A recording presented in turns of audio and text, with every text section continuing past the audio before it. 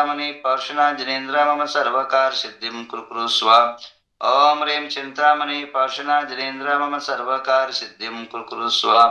ओम ह्रीं चिंतामणि पार्श्वनाथ मम सर्वकार सिद्धिं कुरु स्वाहा। ओम ह्रीं चिंतामणि पार्श्वनाथ मम सर्वकार सिद्धिं कुरु स्वाहा। ओम ह्रीं चिंतामणि पार्श्वनाथ मम सर्वकार सिद्धिं कुरु स्वाहा। ओम ह्रीं चिंतामणि पार्श्वनाथ मम सर्वकार सिद्धिं कुरु स्वाहा। ओम ह्रीं चिंतामणि पार्श्वनाथ मम सर्वकार सिद्धिं कुरु स्वाहा। ओम ह्रीं चिंतामणि पार्श्वनाथ मम सर्वकार सिद्धिं कुरु स्वाहा।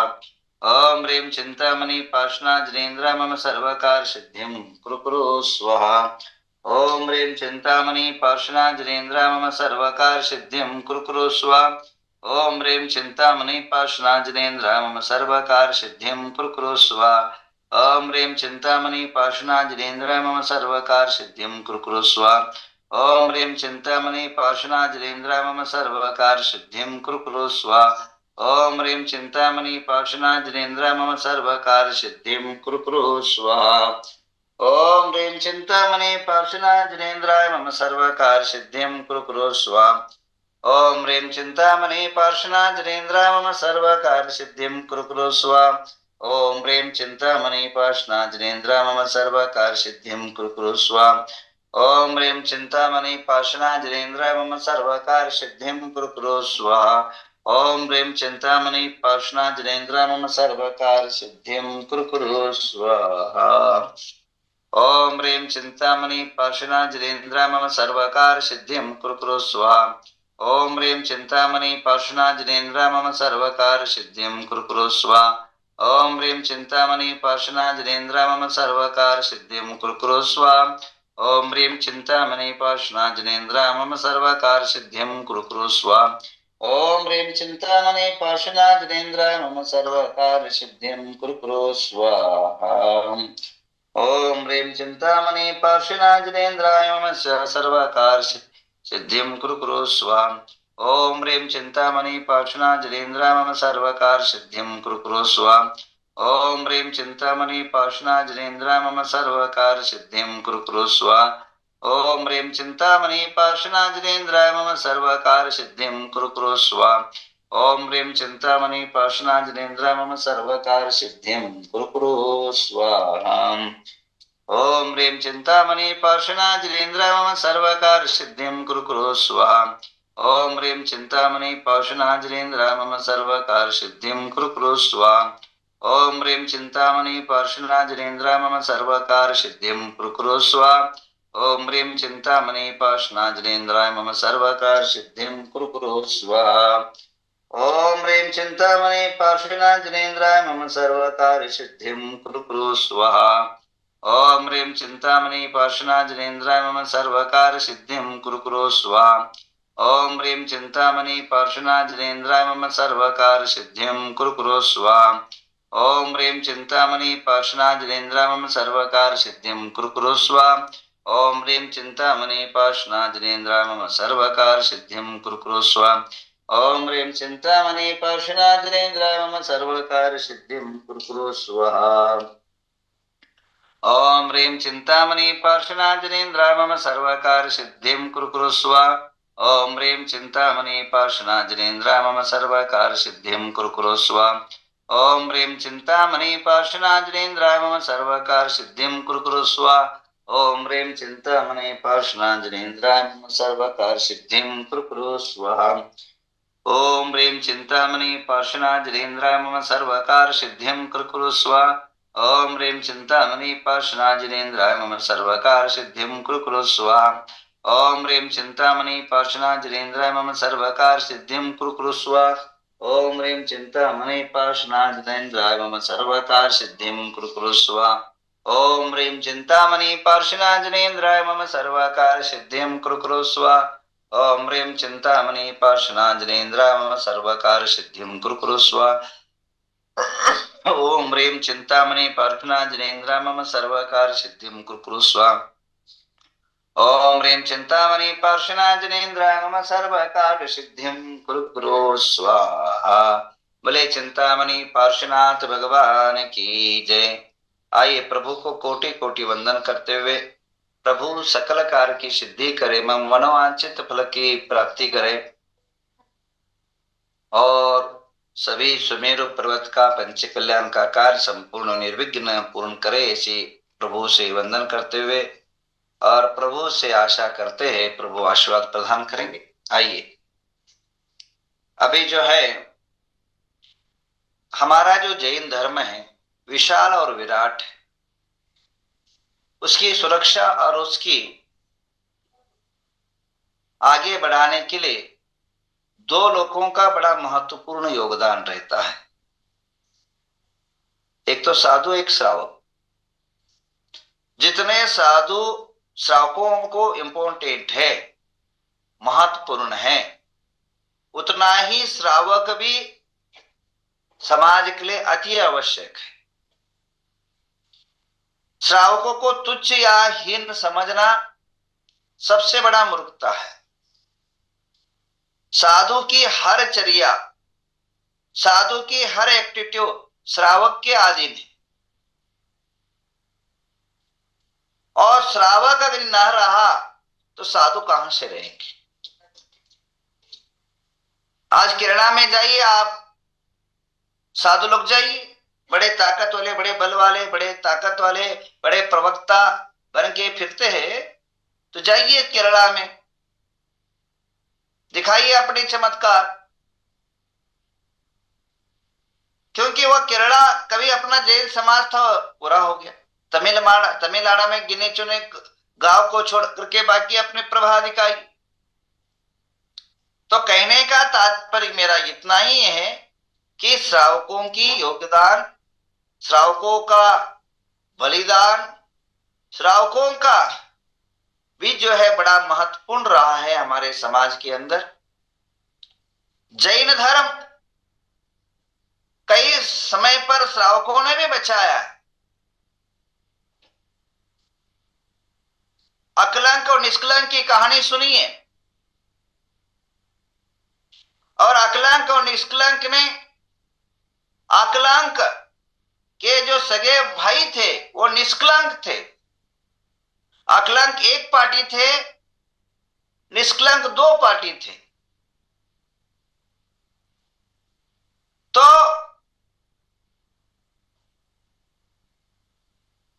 निष्कलंक ने जिन धर्म के लिए प्राण का बलिदान दिया,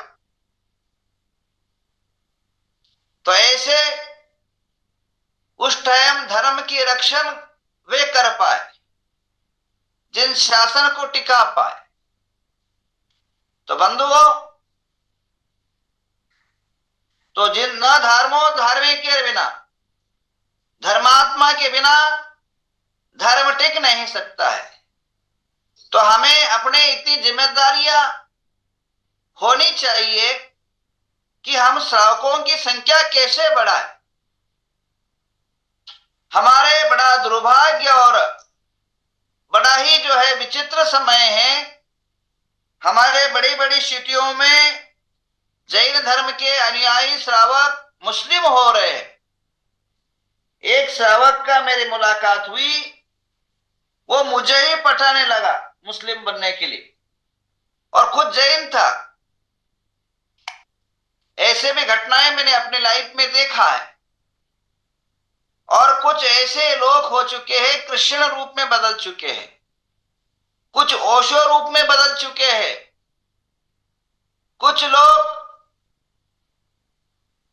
हिंदू में बदल चुके हैं। टाइम्स ऑफ ग्रुप देश का सबसे बड़ा हमारा धरोहर था जैन समाज का, जिन्हें साहित्य में, क्षेत्रों में, प्रचार में जैन धर्म के प्रभाव को रखने में सबसे बड़ा योगदान रहा टाइम्स ऑफ ग्रुप का। आज वे रविशंकर के भक्त हो गए हैं और हजारों करोड़ की संपदा जो है दान हमारे श्री श्री रविशंकर को दे दिया। कल की घटना है, कहा 3 दिन के पहले घटना है। एक जैन श्रावक ने कर्नाटक के अंदर 1 नहीं, 2 नहीं, 3 नहीं, लगभग 3000 एकड़, कितना, 3000 एकड़ जमीन एक हिंदू ट्रस्ट को बलि दे दिया, दान दिया। उसका कोई वारिस नहीं था, उसका कोई आगे पीछे वह कोई नहीं था। कर्नाटक की घटना है और वह संन्यास लेने जा रहा है। और 3000 एकड़ जमीन जो है, आप पेपर में देख लीजिए, टीवी में देख लीजिए, और उसमें वो माइंस, वो जो जमीन है, कुछ जमीन तो ऐसी है, ऐसी जमीन है जहां सोना का खान है। कुछ जमीन ऐसी है जहां मट्टी जो है लोहा बनता है। एक एक ट्रक जो है लाखों का कीमत का जमीन भी आज जो है अन्यत्र चला गया। कारण आपके बच्चों पर संस्कारहीनता का कारण।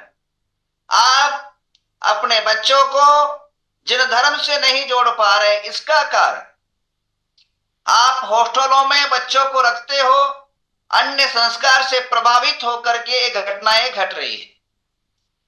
बड़ा दुखद, बड़ा विषाद समस्या है। ये जैन धर्म की अवनति की ओर बढ़ रहा है। तो इसलिए मैं आप सभी से आत्मीय निवेदन करना ये चाहूंगा कि आप सजग हो जाए, जागृत हो जाए और जिन शासन के लिए कटिबद्ध हो जाए। और आज दोपहर को ठीक 4 बजे आज ही इसी झूम पर और पारस टीवी पर डायरेक्ट 4 बजे एक विशाल विराट जैन समाज का मीटिंग है। हिंदुस्तान के हर कोने के महानुभाव इसके अंदर जुड़ेंगे। जो हमारे जिन धर्म के धुरंधर हैं, जहां जिनके अनेकों कॉलेज में लाखों विद्यार्थी पढ़ते हैं और करोड़ों लोगों को करोड़ों प्रकार की जिन्होंने अर्थव्यवस्था का व्यवस्थापन करके दिया है, ऐसे डॉक्टर वीरेंद्र हेगड़े की अध्यक्षता वो खुद उपस्थित रहेंगे और अनेक भट्टारक जी उपस्थित रहेंगे, अनेक पंडित, अनेक कवि और अनेक विद्वान लोग उपस्थित रहेंगे। आप लोग अपने अनेकों कार्यों को थोड़ा सा दूर रख करके इस कार्य में, इस व्यवस्था में जरूर जुड़े। 4 बजे आपका सोना भी हो जाता है, खाना भी हो जाता है और थोड़ा सा इस तीर्थ क्षेत्र के होने वाली जो विश्व विराट, अद्वितीय, अलौकिक, ऐतिहासिक जो महामस्तकाभिषेक हो रहा है, उसका जो है बड़ा जो है एक कमिटियां संगठित की जाएगी और अलग अलग व्यवस्थाएं बांटी जाएगी, अलग अलग कार्य जिनको सौंपा जाएंगे। और आज तक कितने कार्य हुए हैं और आगे क्या क्या बाकी है, इसकी विशद विराट चर्चाएं होगी। और ध्यान रखिए, कमेटी के अंदर आने वाला व्यक्ति कैसे हो, उसका स्वरूप कैसा हो, उसका काम क्या है, ये सारी जो है इस पंच कल्याण की मीटिंग के अंदर तय किया जाएगा। और कम से कम 15-16 डिपार्टमेंट नियुक्त किए जाएंगे और उसकी जो है सारी जो है व्यवस्थाएं सुनिश्चित की जाएगी। और ऐसे कंटिन्यू काम तो चल ही रहा है, अलग अलग। आज हमारे अन्न भारत देश के अंदर जो धान्य पुरोठा होता है, धान्य के मंत्री, अन्न पुरोठा मंत्री और प्राकृतिक जो ऊर्जा, सौर्य मंडल की जो ऊर्जा है,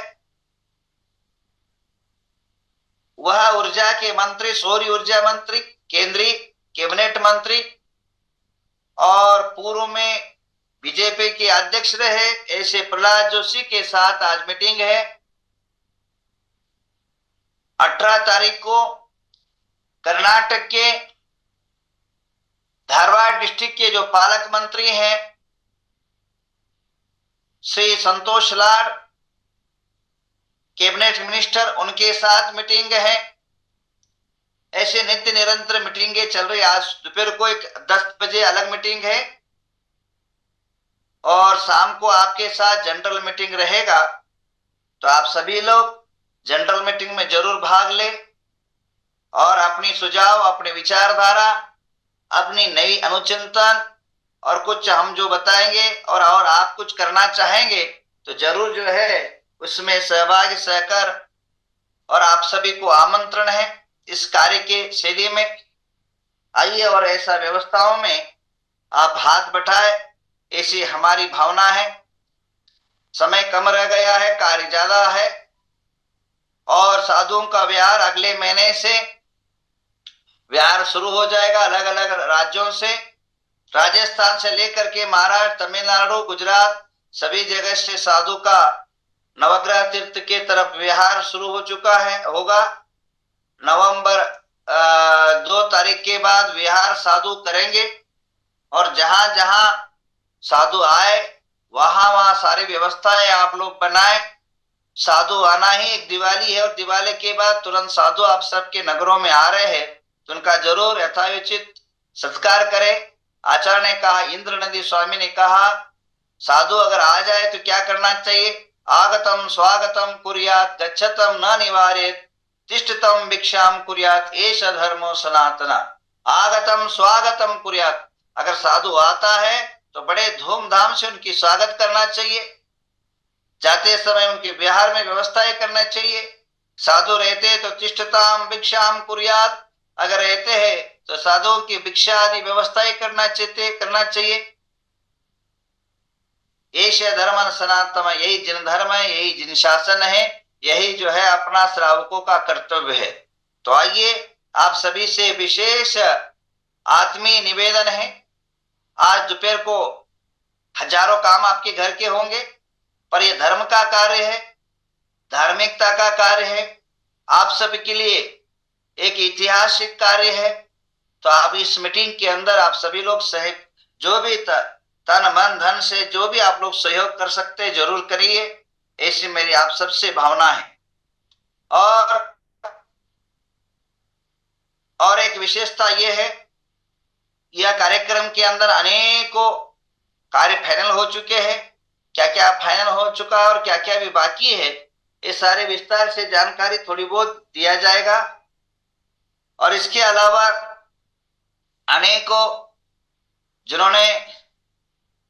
अनेकों स्वामियों के मस्तक अभिषेक कर चुके हैं, अन्य बड़े बड़े कार्य कर चुके हैं। ऐसे जो है विद्वंत जनों का, श्रेष्ठी जनों का अनुचिंतन, अभिप्राय, घड़ामोड़ सुनाए जाएंगे। क्योंकि हमारी समस्या ये है, जैन लोग इकट्ठा होना एक संकट है। क्योंकि जहां जैन इकट्ठा हो जाते हैं वहां विवाद, विसंवाद सहजता से तैयार होता है।